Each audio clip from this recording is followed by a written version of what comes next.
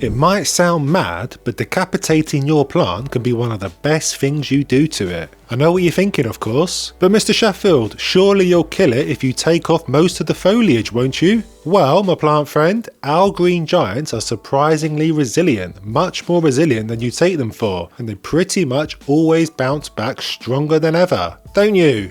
I've done this to countless plants in the past and documented my crazy shenanigans on this channel, and I've even done it to my fiddle leaf fig. I brutally cut it in half for the Sheffies over on Patreon, and I'll explain why in this video, as well as show you the results just 3 months later. You might just be surprised. But before you scamper off and hack away at all your plants with gay abandon, there are a few things you need to know first.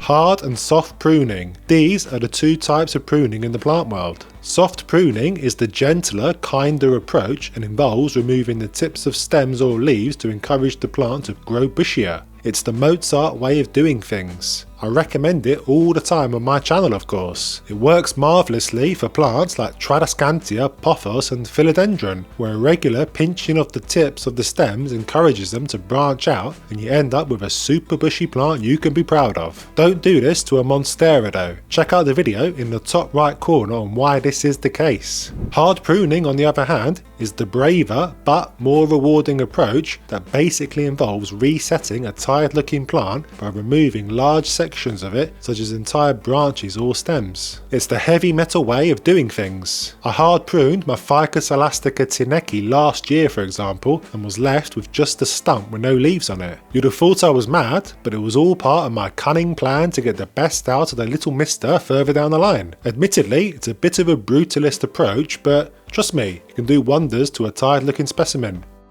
So why don't we just stop all the interfering and leave the little fella alone to live happily ever after and grow taller and taller and taller? Why bother with all the hard pruning? Well, there are a few reasons actually. First, there is disease. Plants are a lot like their often fussy guardians really, in that they sometimes get sick and contract a disease. You may be merrily soft pruning a rubber tree, for example, and accidentally introduce a germ or two to the plant because we didn't diligently give our pruners a clean first. Very naughty, and this can lead to every plant parent's worst nightmare, stem rot, with leaves turning yellow and dropping off and stems wilting and turning black and mushy. Not pretty. This problem will continue to spread down the plant until it eventually kills it. In this case, the best thing you can do to it is effectively amputate it, like you would a frostbitten toe, by cutting off all the stems until you reach healthy tissue. Sounds gruesome, I know, but removing diseased parts will actually stimulate new growth and encourage it to focus its energy on producing healthy limbs. The second reason is that you might just be sick of the sight of your little mister. It could be lopsided and growing heavily in one direction, or it could have bare sections that just make it look like you don't know what you're doing. In this case, a hard prune could be just the ticket. You can reset it and beg it to grow in an orderly fashion.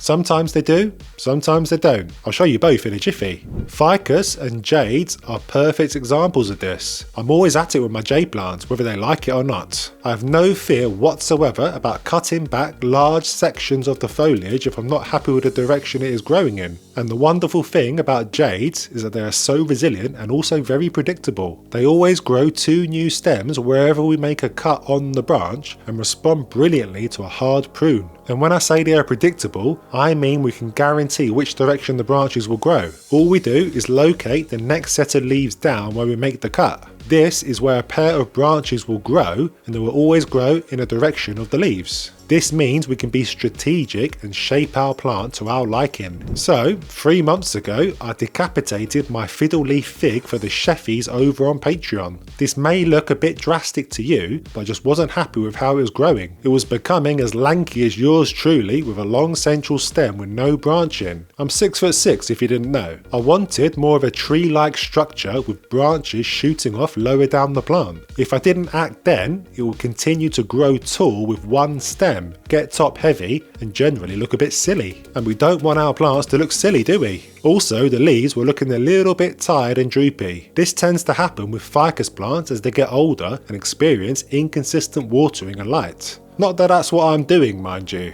Their leaves do tend to drop if we forget to water them just once though, or even if they aren't receiving enough light, and once a ficus leaf starts to turn, there's no getting it back. So I lobbed it in half until I was left with just a stump and a few leaves so that it could still photosynthesize. I was hoping that it would produce 2 or more branches to create a nice tree-like structure rather than having one central tall stem.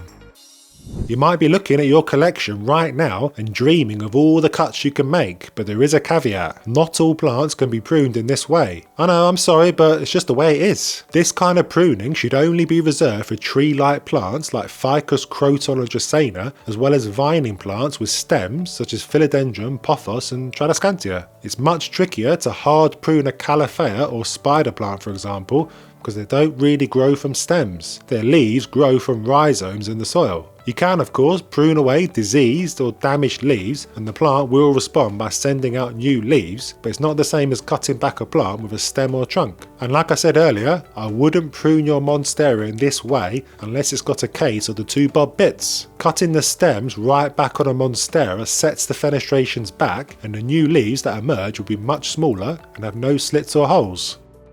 So how do we prep the plant before pruning so that we don't end up killing it? This is actually pretty important. Pruning isn't a big deal in winter, especially soft pruning, but I would save the hard pruning for when the plant is actively growing in spring and summer. If you prune like this in the winter when it has slowed down its growth due to the shorter days, then you're just not going to see the results until spring when it wakes up. Cut it in spring and it will be dying to push out new stems and you'll see results much quicker. But if you live somewhere more exotic or you can still see growth, then prune away, my plant friend. Now obviously this is all a little stressful for our green little mister. I mean, you'd be pretty stressed if your head was Henry VIII, so ideally we should reduce this stress as much as possible. This simply means giving the plant a good drink a couple of days before pruning day so that it's well hydrated. The worst thing you can do is decapitate a dehydrated plant. It'll be very cross with you. And of course, make sure you're using clean pruners. There's no real need to sterilize or anything, just give them a wash with good old fairy liquid.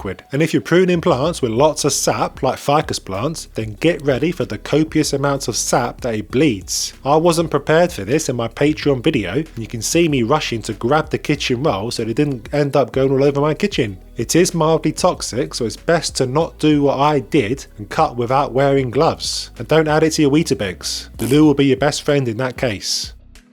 As you can see, there's nothing particularly taxing about cutting the plant in half. You can probably even go lower than I did. They tend to find the will to survive and always bounce back. They always grow back.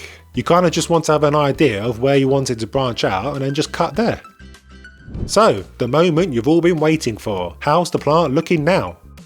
Well, first and most importantly, as you can see, the plant isn't dead. Phew! Just proves that a plant will easily survive even if you cut away pretty much all its foliage. But look at that growth! You can see that it has successfully produced a bunch of new stems from just underneath where I made the cut. And this has actually shook me because I wasn't expecting it to send out 4 new stems. Lucky me! I've had it before where the plant has only sent out 1 new stem. I'm looking at you, Mr. Rubber. Sounded weird that. Anyway, to be honest, how many stems you actually get after making the cut is kinda luck of the draw. Sometimes you get 4 like with Mr. Fiddle here, and sometimes it's just 1. What I should have done with Mr. Rubber is cut him back again to see if it would fall into line and grow multiple stems. Oh well, maybe next time. After you've done the deed, give it tons of light. Put it in the brightest spot in your home and even consider shining a Scentsy grow light over it. It needs as much light as possible to photosynthesize and turn energy into growth. A lack of light will seriously delay new shoots from appearing, and we don't want that. Second, keep it properly hydrated like you normally would. Don't let it dry out, and certainly don't be too keen and overwater it. Healthy roots are important now because it's relying on them to get over the shock of having its head cut off. And I wouldn't bother fertilizing it until new shoots are a few inches long. Adding nitrogen risks the plant sending out new spindly growth too quickly rather than taking its time to push out strong new growth. And what do we do with the top section that we cut off? Propagate, of course. It's dead simple. Cut in between each node and pop them in your favourite propagated medium. I went with water first but switched to my perlite prop box after not seeing much root action for the first month. But it looks like we're starting to see some action now though, which is great. More fiddles for me. To get the best success out of propagating these bad boys and learn what to do when things are not going as planned, check out the video on the screen now. It will turn you into a propagation wizard. And subscribe!